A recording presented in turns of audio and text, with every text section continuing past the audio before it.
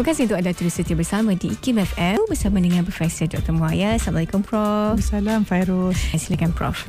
Bismillahirrahmanirrahim. Assalamualaikum pada semua para pendengar dan Fairuz. Hari ini saya nak sambung 2 minggu lepas cakap pasal paradigma ya. Saya nak sambung lagi tetapi pasal banyak sekarang masalah saya tukar topik masalah kehidupan atau cabaran kehidupan. So hari ini nak sambung lagi tentang paradigma. Pasal saya sangat berkeyakinan manusia ni buat apa yang dia buat, fikir apa yang dia fikir, rasa apa yang dia rasa, capai apa yang dia capai kerana paradigmanya. Dan kita perhatikan berbagai bangsa di negara kita, kenapa perangai orang Melayu lain, orang Cina lain, India lain, sedangkan kita di negara yang sama. Kalau kita nak kata genetik make-up saja, kenapa orang Melayu di tempat lain-lain perangainya, orang Cina di negara lain perangainya. Jadi bukan genetik saja, ini dipanggil blueprint ataupun apakah program di dalam otak kita, dan program inilah yang sebenarnya menentukan kehidupan kita dan paradigma. So bila kita kata paradigma, sebenarnya kita mengatakan sesuatu yang dah jadi dalam bahasa Inggeris multitude of habits ataupun sebanyak mana tabiat. Dan tabiat ni bermulanya dengan pemikiran kita, emosi kita, tindak balas kita. Saya nak tunjukkan kepentingan paradigma ya. Saya dah sebut kita ada 2 jenis minda. Manusia ni ada minda, ada roh dan ada tubuh badan. Minda kita bila kita kata minda, kita ada 2 jenis minda. Satu minda sedar yang kita fikir, logic, reasoning, ingatan kita masa zaman dulu, short term memory, semua minda sedar, conscious mind. Dan dia sebagai CEO ataupun general dalam satu organisasi, dia akan beritahu order apa nak buat.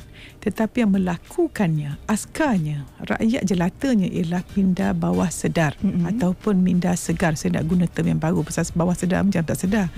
Kerana minda inilah yang berada di atas semua sel setiap tubuh kita. Minda bawah sedar ni ya, dia ada di semua sel. Dia menentukan jantung kita, kita berpeluh, anak mata, semua sistem-sistem yang tak sedar, involuntary muscle bagi orang medical ya. Involuntary action tu sebenarnya subconscious mind kita. Dan dia menentukan kehidupan kita. Bayangkan kalau kita nak berfikir untuk bernafas, kita akan mati. Bila kita tidur, kita tak bernafas. Apakah yang menentukan kita sentiasa bernafas? Minda subconscious kita. Dan oleh kerana rakyat yang buat satu negara tu, kalau ketuanya bagus tetapi dia punya rakyat tak buat kerja, tak jalan juga.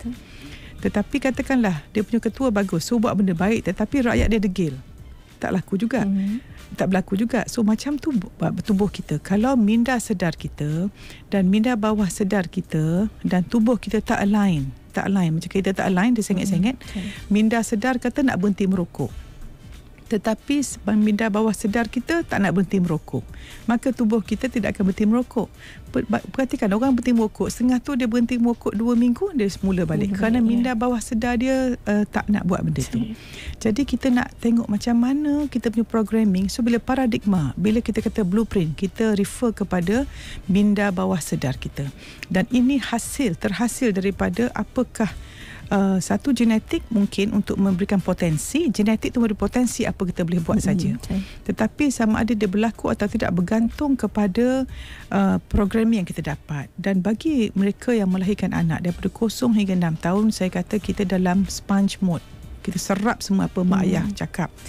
Apa kita lihat sekeliling kita, apa kita alami, TV kita tengok, video game kita main, radio kita dengar, filem yang kita tonton, majalah kita baca, dan persekitaran negara tu, itu menentukan dia punya programming. Sebab itu kita tengok orang-orang yang daripada negara, kalau kita tengok orang asli, pada dia dah gembira dah. Dia dapat makan, dia pakai, dia dah gembira dah. Asas. Pasal itu environment, dia tak ada exposure. Dan pada dia hidup okey, dapat makan, kalau zaman dulu dapat beruan, dah itu saja. Expectation tak tinggi. Sebab blueprint dia, apa dia lihat banyak itu saja. Tapi kita bawa orang ni keluar, melihat dunia seluruhnya, oh ada lagi.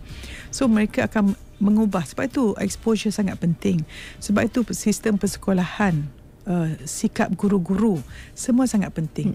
Kenapa saya nak sebut ni, ada seorang beritahu saya baru-baru ni anak dia pergi sekolah, anak dia baru 7 tahun, tetapi guru ni sangat garang. Dia kata apa? Kalau awak bising dan nama awak naik atas papan hitam, kalau nama awak naik atas, tangan awak akan dipancung. Fairuz, ini berlaku. Subhanallah. Saya kata kalau kita ada guru yang mak ayah mengamanahkan mereka daripada kosong hingga mungkin belum tadika tu, kita beri persekitaran pada anak kita. Tapi lepas tu 8 jam kita sekolah, dah dimasukkan oleh nilai-nilai. Kalau guru-guru, saya bukan nak mengkritik guru.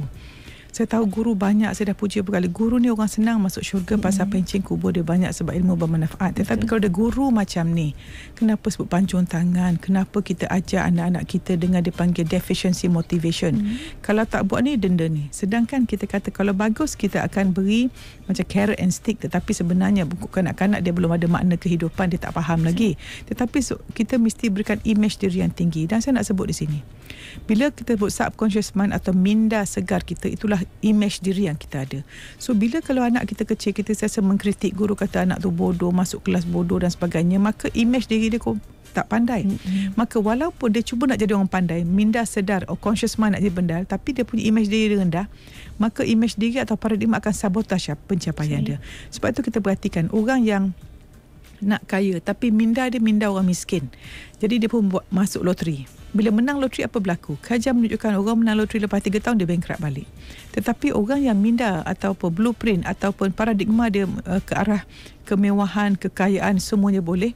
Walau mereka jatuh, mereka akan bangun semula. Jadi saya rasa kita sebagai satu negara, satu keluarga dan sebagainya, tentukan apakah nilai-nilai yang dimasukkan dalam seseorang yang menentukan blueprint mereka. Dan satu lagi, saya nak sebut lagi soalan sebelum saya lupa. Ada seorang ni tanya saya, suami dia tak tahan bekerja sekeliling yang sangat negatif. Kawan-kawan sebenarnya kita nak berhenti kerja dan cuba nak buat mungkin perniagaan internet yang belum tahu, yang dia belum ada belanda lagi. So dia susah hati. Macam mana duit tak cukup? Dia pun kata, Prof kata, duit bukan segala-galanya, tetapi segala-galanya perlu duit. Saya nak beritahu sini, siapa yang mengatakan duit tidak penting, dia tidak akan ada duit. Kalau kita kata, suami tak penting, kita tak akan ada suami. Kita kata kereta tak penting, kita tak akan ada kereta. Kita hanya dapat apa yang kita rasa penting. Jadi jangan sekali-kali sebut duit tak penting. Selalunya orang tak ada duit akan kata duit tak penting. So kita mesti mengatakan duit itu penting, kenapa? So kita mesti niat, kita nak kaya 10 kali ganda daripada apa yang kita ada, sebab nak menolong 10 kali ganda orang. Jadi foundation kita untuk kaya dan mewah itu bukan untuk kita, tetapi untuk memanfaatkan apa yang ada.